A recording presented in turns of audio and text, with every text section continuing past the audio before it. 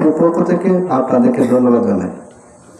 পাশাপাশি আমাদের মধ্যে উপস্থিত আছেন আজকের এই সভার সম্মানিত প্রধান অতিথি কটিয়া উপজেলা বিএনপির সম্মানিত সাধারণ সম্পাদক জনাব আরিফুল কাঞ্চন, আজকের সভার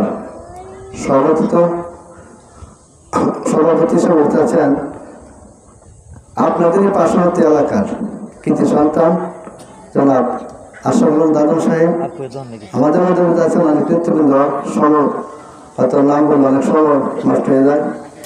আসলে আমি এই ঘটনা আপনারা তো জানেন, আমাকে তো অনেকে চিনা না, তো অনেকে চিনা না, আমি আব্দুল হাই মেম্বার সাহেবের চিনি। এই বাড়িতে আমার দাদার গুরুস্থান, সেটা আমরা স্মরণ করি নাই, হয়তো বাবা আমাদেরকে চিনাই নাই।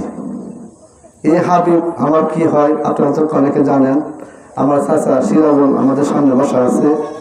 যাই হোক, এই গতলা গানটাকে আমি অত্যন্ত ভালোবাসি। আমি সবচেয়ে বেশি আজকে আনন্দিত হয়েছি যে আজকে আপনারা যেটার বিরুদ্ধে আন্দোলন করেছেন, যেটার বিরুদ্ধে আপনারা ঐক্যবদ্ধ হয়েছেন, সেটা আসলে গ্রামের মধ্যে ঐক্যবদ্ধ হওয়া অবশ্যই দরকার।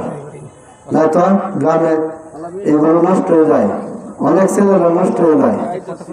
পাশাপাশি আমি বলতে চাই, যারা মাদক বিক্রি করেন, হয়তো আপনাদের ছেলে, আমাদের ছেলে, আমারই ভাই, তারা হয়তো এটা সেবন করে, এদিকে লক্ষ্য রাখবেন।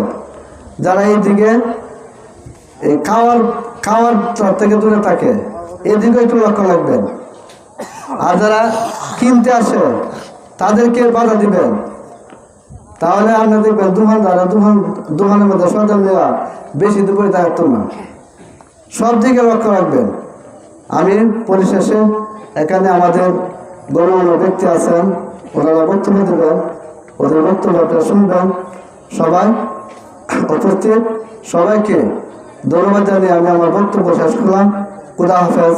বাংলাদেশ জিন্দাবাদ, বাংলাদেশ জাতীয়তাবাদী জিন্দাবাদ। শহীদ জিয়া অমর হোক, বেগম খালেদা জিয়া অমর হোক, আরাফাত রহমান অমর হোক, তারেক জিয়া জিন্দাবাদ। উপস্থিত সবাইকে ধন্যবাদ। আসসালামু আলাইকুম।